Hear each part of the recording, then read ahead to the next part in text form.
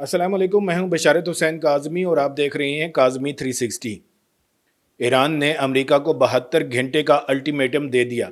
ये कोई पहली बार नहीं है कि ईरान ने ऐसी धमकी दी हो, लेकिन इस बार हालात बहुत मुख्तलिफ हैं।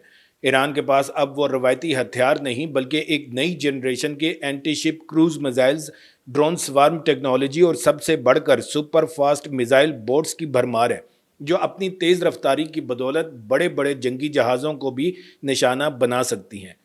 ईरान ने यह अल्टीमेटम यूं ही खला में नहीं दिया। इसकी वजह बहुत ठोस है।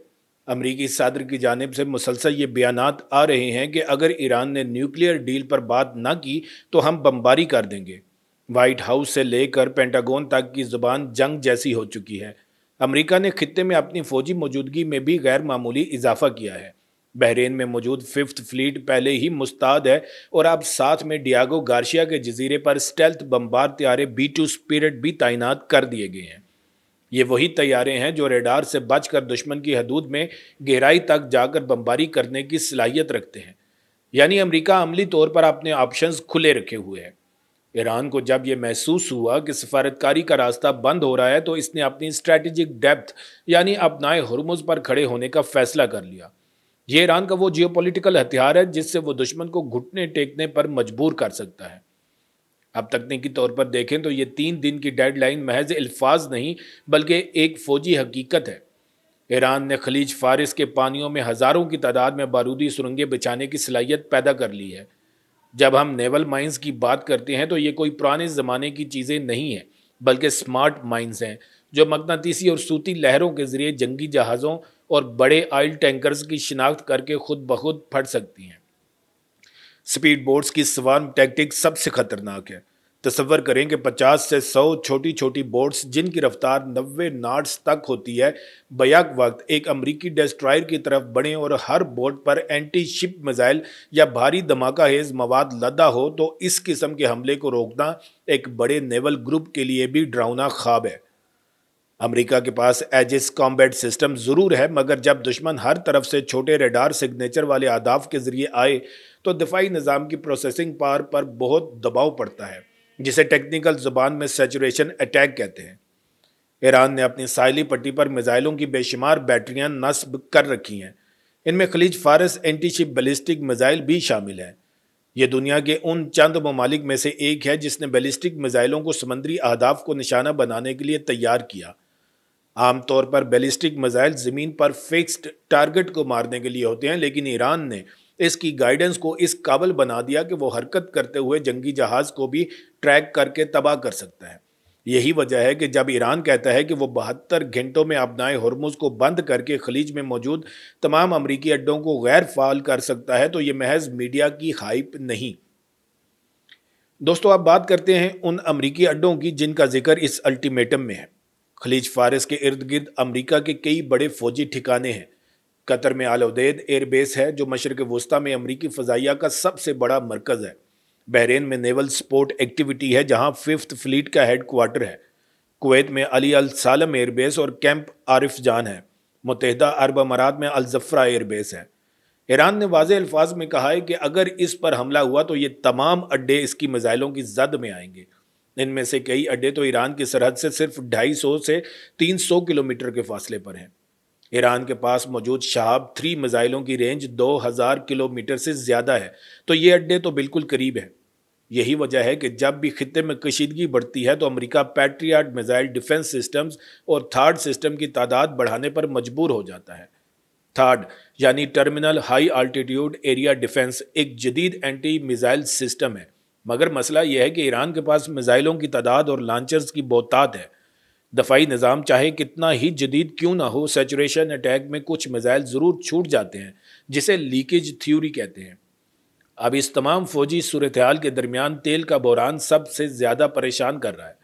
इसराइल और हमास के तनाज़ों के बाद हौसी बागी बहरा अहमर में पहले ही बहरी जहाज़ों को निशाना बना रहे हैं। सप्लाई चेन पहले ही बुरी तरह मुतासिर है। शिपिंग कंपनियां बहरा अहमर के बजाय केप ऑफ गुड होप का लंबा चक्कर लगा रही हैं, जिससे माल बर्दारी का खर्चा 10 गुना बढ़ चुका है।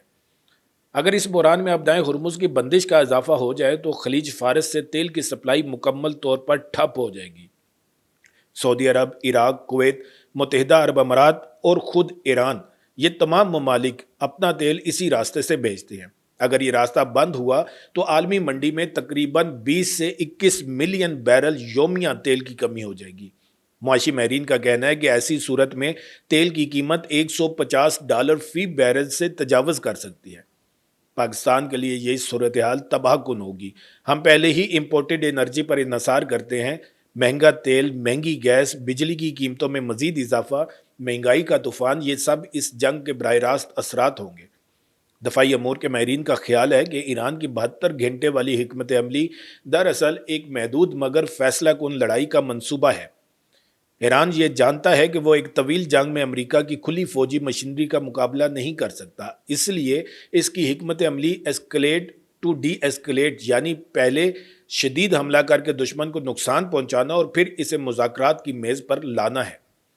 پہلے دن ایران ممکنہ طور پر اپنی سائبر وارفیئر کی صلاحیت استعمال کرے گا۔ خلیجی ممالک کے پورٹ سسٹم، امریکی بحری جہازوں کی کمیونیکیشن نیٹ ورک اور تیل کی تنصیبات کو ہیک کر کے ناکارہ بنانے کی کوشش کی جائے گی۔ دوسرے دن بڑے پیمانے پر میزائل اور ڈرون حملے شروع ہوں گے۔ شاہد 136 جیسے کامیکازی ڈرونز کی بھرمار پورے خلیج میں پھیل جائے گی، جو خود کش ڈرون ہیں اور اپنے ہدف سے ٹکرا کر تباہ ہو جاتے ہیں۔ تیسرے دن آبنائے ہرمز میں بارودی سرنگیں بچھا کر اسے ناقابل عبور بنا دیا جائے گا اور امریکی ریجنل اڈوں پر میزائلوں کی بارش کر دی جائے گی۔ یہ ایران کا 3 دن کا منصوبہ ہے۔ اب ایران کے پاس جو ڈیفنس نیٹ ورک ہے وہ بھی قابل ذکر ہے۔ روس سے S-300 اور مقامی طور پر تیار کردہ بوار 3738 ڈیفنس سسٹم ایران کے آسمان کو محفوظ رکھنے کی کوشش کریں گے۔ بوار 373 کو ایرانی ساختہ S-400 کہا جاتا ہے۔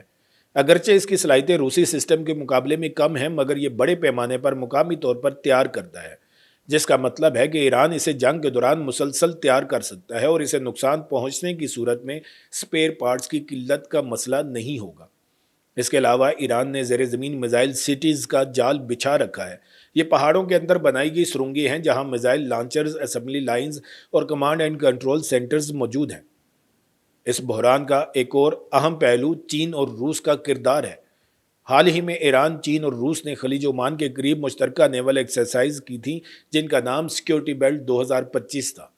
یہ مشق اس بات کا اشارہ تھی کہ اگر امریکہ نے ایران پر حملہ کیا تو وہ سفارتی اور ممکنہ طور پر فوجی سپورٹ سے محروم نہیں رہے گا۔ چین خلیج فارس کے تیل پر بہت زیادہ انحصار کرتا ہے اور وہ نہیں چاہتا کہ خطے میں جنگ چھڑے، مگر وہ یہ بھی چاہتا ہے کہ امریکی یک طرفہ پالیسیوں کو ایک ملٹی پولر دنیا میں چیلنج کیا جائے۔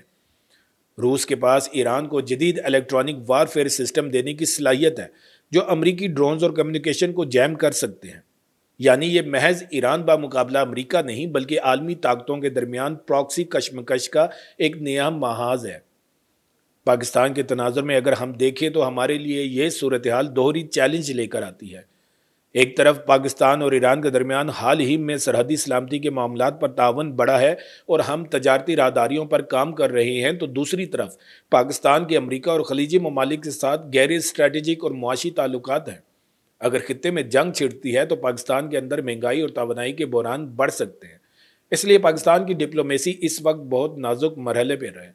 ہم چاہتے ہیں کہ تمام فریق تحمل کا مظاہرہ کریں اور ڈپلومیسی کو موقع دیں، کیونکہ جنگ کی آگ کسی ایک ملک تک محدود نہیں رہے گی بلکہ پورے جنوبی ایشیا اور مشرق وسطیٰ کو اپنی لپیٹ میں لے لے گی۔